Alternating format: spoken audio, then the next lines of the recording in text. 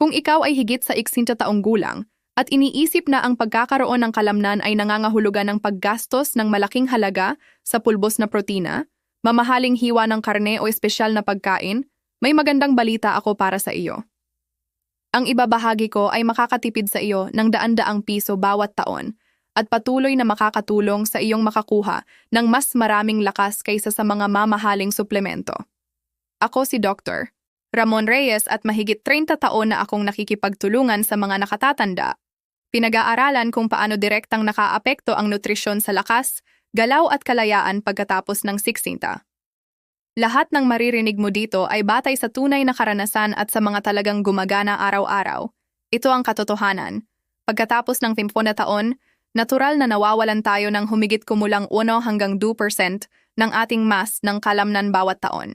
Sa pag-inabot ng 80, ang pagkawalang iyon ay maaaring umabot ng hanggang 30% ng kabuuang lakas. Wala silang kapansin-pansing patalastas o sikat na artista na nagpo-promote at gayon paman ay gumagana ng pareho o mas mabuti pa. Sa nakaraang 30 taon, pinag-aralan ko kung bakit ang ilan sa mga nakatatanda ay nananatiling sorpresa ng malakas kahit sa matandang edad habang ang iba ay nahihirapan sa panghihina at pagdepende. At ang sagot ay hindi inaasahan. Wala itong kinalaman sa paggastos ng mas maraming pera. Sa katunayan, ang pinakamalakas na matatanda ay madalas gumagastos ng mas kaunti. Simpleng pinipili nila ang mga mapagkukunan ng protina na mas mahusay na magagamit ng kanilang katawan. Sa video na ito, ibabahagi ko ang 7 abot kayang pagkain na mayaman sa protina. Bawat isa ay mas mura kaysa sa $1 kada serving, mula sa mabuti hanggang sa pinakaimportante. Ipapaliwanag ko kung bakit mas epektibo ang mga ito kaysa sa mamahaling alternatibo, kung magkano talaga ang halaga at ang pinakamahusay na paraan ng pagluluto upang makuha ang pinakamataas na resulta sa pagbuo ng kalamnan. At narito ang pinakakamangha-mangha, ang pagkain numero 1 ay nagkakahalaga ng mas mababa sa 50 centimos kada serving at nagbibigay ng mas maraming tunay na magamit na protina kaysa sa suplemento na nagkakahalaga ng 20 beses pa. 7. Sardinas. Ang dilatang sardinas ay nagbibigay ng kumpletong protina sa halagang 250 lang ang lata. Para sa maraming tao ay hindi gaanong kaakit-akit. Ngunit para sa mga nakatatanda na may limitadong budget na gustong magkaroon ng kalamnan, ang maliliit na isdang ito ay tunay na nutritional powerhouse, mas epektibo kaysa sa inaasahan sa kanilang laki. Hindi lamang ang dami ng protina ang nagpapahusay sa kanila, kundi ang kalidad. Naglalaman sila ng siyam na mahahalagang amino acid na kailangan ng katawan para bumuo ng kalamnan at isa ring mahusay na mapagkukunan ng omega-3 na nagpapababa ng pamamaga at nagpapabagal sa pagkasira ng kalamnan sa mga nakatatanda. Sa pagtanda, ang mga kalamnan ay nagiging mas mahina sa pinsala mula sa pamamaga. Ang talamak na mababang antas na pamamaga ay maaaring mas mabilis na mapinsala ang kalamnan tissue kaysa sa maayos ng katawan. At kaya mahalaga ang kombinasyong ito. Ang mga nakatatanda na kumain ng maliliit at matatabang isda tulad ng sardinas ng 2 beses kada linggo sa loob ng 3 taon ay nawalan ng mas kaunting mass ng kalamnan kaysa sa mga kumakain lamang paminsan-minsan.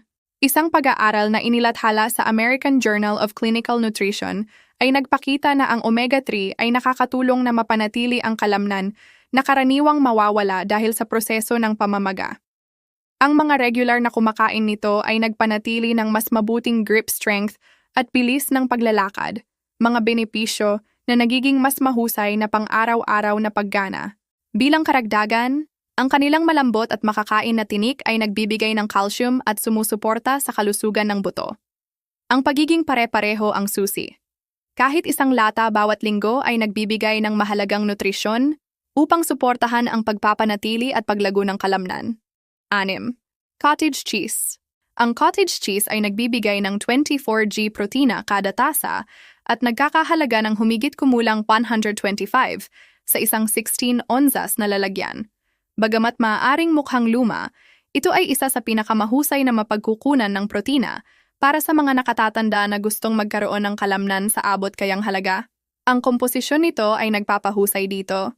Naglalaman ito ng maraming casein, isang protina na mabagal ang digestion na nagbibigay ng amino acids ng patuloy sa loob ng maraming oras. Dahil sa pagtanda ay mas mahina ang paggamit ng kalamnan sa protina. Ang patuloy na supply na ito ay lalong mahalaga. Ang patuloy na paglabas ng amino acids ay nakakatulong na malampasan ang anabolic resistance. Ibig sabihin, ang mas mababang tugon ng kalamnan sa protina habang tumatanda. Ito ay parang pag-inom ng tubig ng dahan-dahan sa buong araw, sa halip na lahat ng sabay. Kaya walang protinang nasasayang, kahit walang ehersisyo. Ang mga pag-aaral mula sa unibersidad ay nagpakita na ang mga nakatatanda na kumonsumo ng kasein ay nakaranas ng kapansin-pansing pagtaas sa mass at lakas ng kalamnan. Sa pag-aaral, ang mga kalahok ay uminom ng kasein bago matulog, na nagpapahintulot na ito ay gumana sa natural na repair phase sa gabi. Ang isang 16 onzas na lalagyan ay nagkakahalaga ng 125 at naglalaman ng humigit kumulang 100 daan mataas na kalidad na protina na katumbas ng mas mababa sa 3 sentimos kada gramo, mas mura kaysa sa maraming protein bars. Isang klinikal na pag-aaral sa Journal of the American Medical Directors Association ay nagpakita na ang mga nakatatanda na kumakain ng cottage cheese nang hindi bababa sa 4 na beses kada linggo ay nagdagdag ng mass ng kalamnan at grip strength, pati na rin ang pagpapabuti sa density ng buto, malamang dahil sa mataas na calcium. Inirerekomenda na pumili ng whole versions dahil ang taba ay nakakatulong sa pagsipsip ng protina at bitamina tulad ng bitamina D. Maaaring gamitin sa savory recipes, shakes, may prutas, o bilang kapalit ng ricotta. 5. Lentils. Isang tasa ng nilutong lentil ay nagbibigay ng 18g protina at nagkakahalaga ng mas mababa sa 50 kada libra. Bagamat hindi mukhang makapangyarihan para sa kalamnan, nagbibigay ito ng kumpletong nutrisyon, patuloy na enerhiya at mahahalagang micronutrients para sa mga nakatatanda. Hindi lamang ang protina nito ang namumukod, kundi ang kombinasyon ng fiber, iron at B vitamins na mahalaga para sa paggana at pagbawi ng kalamnan. Ang kakulangan sa iron ay maaaring magpababa ng lakas at tibay, kahit bago maapektuhan ang hemoglobin. Karaniwan ito sa mga nakatatanda. Tinutulungan ng lentil na ayusin ito, na madalas na nalilito sa normal na pagtanda. Naglalaman din ito ng leucine, ang amino acid na nagpapagana sa synthesis ng protina sa kalamnan. Bagamat hindi kumpleto ng mag-isa, kapag sinamahan ng grains o nuts, nagbibigay ito ng lahat ng mahahalagang amino acid. Isang pag-aaral sa Journal of Nutrition ay nagpakita na ang mga nakatatanda na regular na kumakain ng legumes ay nagpanatili ng mas mabuting pisikal na paggana at mass ng kalamnan. Iniuugnay ng mga mananaliksik ito sa kanilang anti-inflammatory compounds at mataas na fiber na nagpapabuti sa kalusugan ng bituka. Bukod pa rito, ang patuloy na supply ng enerhiya ay nakakaiwas sa pagod, na nagpapahintulot na mapanatili ang pang-araw-araw na aktibidad at patuloy na nagpapasigla sa kalamnan kahit sa mga nakatatanda na may mababang gana. Ang 1 libra ng tuyong lentil ay nagbibigay ng humigit kumulang 8 servings ng dekalidad na protina sa mas mababa sa 20 sentimos bawat isa. Mabilis itong maluto, hindi nangangailangan ng babad, at maaaring idagdag sa sopa, salad o bilang side dish. 4. Dilatang tuna. Ang dilatang tuna ay nagkakahalaga ng humigit kumulang 50 kada lata at nagbibigay ng 22-degree mataas na kalidad na protina sa 3 onzas na serving. Para sa mga nakatatanda na may limitadong budget na gustong magkaroon ng kalamnan, ang tuna ay isa sa pinaka-epektibong opsyon. Nagbibigay ito ng parehong protina sa mamahaling sariwang isda, ngunit walang mataas na presyo o komplikadong paghahanda. Ang amino acid profile nito ay perpekto para sa synthesis ng protina sa kalamnan. Naglalaman ito ng siyam na mahahalagang amino acid sa proporsyon na madaling magamit ng katawan. Lalong mahalaga ito habang tumatanda at nagiging hindi gaanong epektibo ang digestion. Bukod pa rito, bilang lean protein, nagpapahintulot itong magdagdag ng mass ng kalamnan nang walang dagdag na taba, na nakakatulong mapanatili ang hormonal environment na paborable sa paglago ng kalamnan.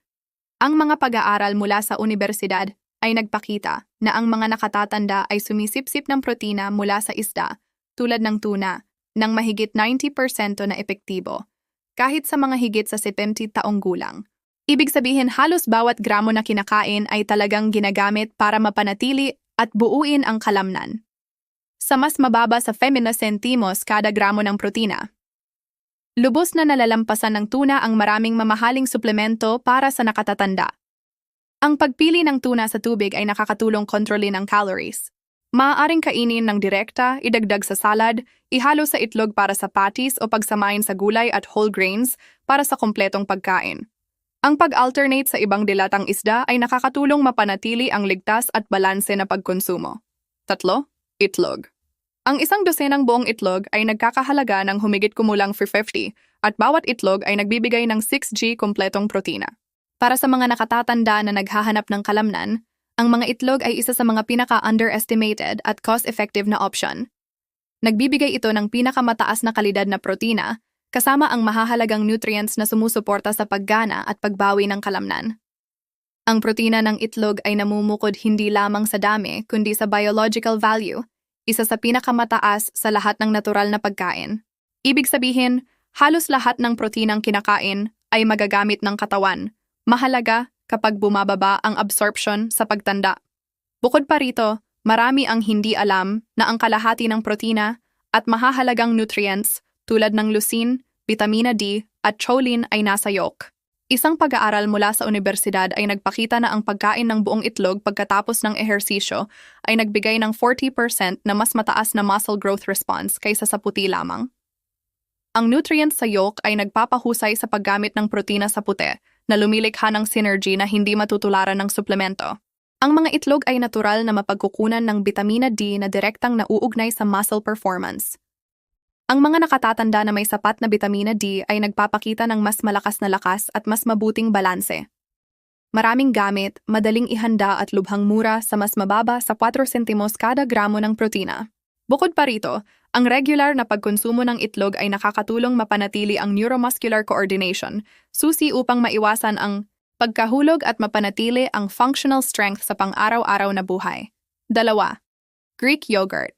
Ang Greek yogurt ay nagbibigay ng 20 grams protina kada tasa at nagkakahalaga ng humigit kumulang 150 sa 32 onsas na lalagyan. Sa mas mababa sa 50 kada serving, nagbibigay ito ng kakaibang kombinasyon ng protina na ginagawa itong isa sa pinakamahusay na opsyon para suportahan ang kalamnan sa mga nakatatanda. Ang pangunahing bentahe ay naglalaman ito ng mabilis na digesting whey protein at mabagal na kasein. Ang whey ay nagbibigay ng amino acids agad para i-activate ang muscle synthesis, habang ang casein ay nagbibigay ng patuloy na supply sa loob ng mga oras. Ang kombinasyong ito ay perpekto para sa mga nakatatanda na nangangailangan ng patuloy na muscle nutrition sa buong araw. Bukod pa rito, ang Greek yogurt ay naglalaman ng probiotics na nagpapahusay sa kalusugan ng bituka. Ipinapakita ng pananaliksik na ang malusog na bituka ay nagpapahusay sa pagsipsip ng nutrients at nagpapababa ng pamamaga. 2 susi upang maiwasan ang age-related muscle loss. Isang pag-aaral sa unibersidad ay nagmasid na ang mga nakatatanda na regular na kumakain ng Greek yogurt ay nagpanatili ng mas maraming mass ng kalamnan at mas mabuting pisikal na paggana kaysa sa hindi. Isa rin itong mayaman sa calcium at B vitamins, mahalaga para sa malakas na buto at energy metabolism. Ang pagpili ng whole at walang asukal ay nakakatulong pababain ang pamamaga at mapahusay ang pagsipsip ng fat-soluble vitamins. Sa patuloy na pagkonsumo, ang Greek yogurt ay nagpo-promote ng mas mabilis na muscle recovery at nagpapababa ng gutom sa pagitan ng pagkain.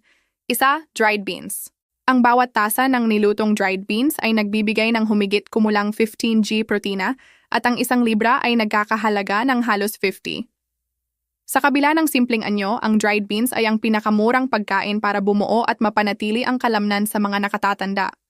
Pinagsasama nito ang plant protein, complex carbs para sa sustained energy, fiber para sa bituka at mahahalagang mineral tulad ng potassium, magnesium at iron. Lahat ay mahalaga para sa contraction at recovery ng kalamnan. Ang fiber ay nagpapakain sa mabubuting bakterya sa bituka, nagpapahusay sa pagsipsip at nagpapababa ng chronic inflammation. Isa sa pangunahing sanhi ng pagkawala ng kalamnan sa pagtanda. Isang pag-aaral sa Journal of Nutrition ay sumunod sa mga nakatatanda sa loob ng 50 taon at natukoy na ang regular na kumakain ng legumes ay nagpanatili ng mas maraming mass ng kalamnan, mas mabuting pisikal na paggana at mas malaking kalayaan na may mas kaunting pagkaka-ospital dahil sa pagkahulog. Ang antioxidant at anti-inflammatory compounds sa legumes ay nakakatulong lumikha ng ideal na kapaligiran upang mapanatili ang kalamnan. Bagamat hindi naglalaman ng lahat ng amino acid ng mag-isa, madaling pinagsasama ng katawan ang mga ito sa grains, nuts o maliit na hayop na protina sa buong araw. Bukod pa rito, ang mababang glycemic index ay nakakatulong i-stabilize ang blood sugar na nagpoprotekta sa kalamnan at enerhiya sa mahabang panahon. Hindi mo kailangan ng premium diets o mamahaling suplemento para makakuha ng kalamnan pagkatapos ng 6 na. Ang ilan sa pinaka-epektibong pagkain para bumuo at mapanatili ang lakas ay nasa pinakamurang seksyon ng iyong supermarket. Ang bawat piso na inilalaan mo sa 7 pagkaing ito ay direktang pamumuhunan sa iyong lakas, kalayaan at pangmatagalang kalusugan. Hindi mo kailangang baguhin ang lahat ng sabay. Magsimula ngayong linggong ito sa 2 lamang sa mga ito. Magluto ng simpleng bean soup para sa hapunan. Kumain ng Greek yogurt na may prutas sa umaga o magdala ng sardinas o tuna para sa tanghalian. Tingnan kung magkano ang kasalukuyan mong ginagastos sa protina at ihambing sa mga abot-kayang ito.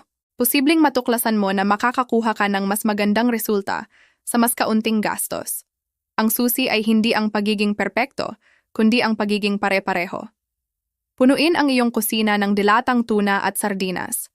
Magluto ng maraming beans at i-freeze ang mga porsyon. Batayin ang iyong pang-araw-araw na protina sa itlog, Greek yogurt at simpleng pagkain na talagang magamit ng iyong katawan. Sa paglipas ng panahon, malamang na mapapansin mo ang mas maraming enerhiya, mas mabilis na pagbawi at ang lakas na kailangan upang mapanatili ang iyong kalayaan. Ang pagkakaroon ng kalamnan bilang nakatatanda ay hindi kailangang magastos. Ang 7 murang protein-rich foods na ito ay nagpapatunay na madalas ang pinakamahusay na nutrisyon ay ang pinakamura rin. Kailangan mo lang malaman kung saan titingin. Kung sa tingin mo ay makakatulong ang videong ito sa isang taong mahalaga sa iyo na manatiling malakas ng hindi gumagastos ng sobra, ibahagi ito. At kung gusto mo pa ng evidence-based na payo para sa malusog na pagtanda ng hindi nasisira ang budget, mag-subscribe at i-on ang bell notifications. Kung nakatulong sa iyo ang videong ito, pindutin ang like, malaking tulong ito sa channel. At huwag kalimutang mag-subscribe at i-on ang notifications para hindi makaligtaan ang susunod na videos. Nais kong basahin ang iyong opinyon, kaya mag-iwan ng komento sa ibaba at sabihin kung ano ang naisip mo. Salamat sa panonood ng video.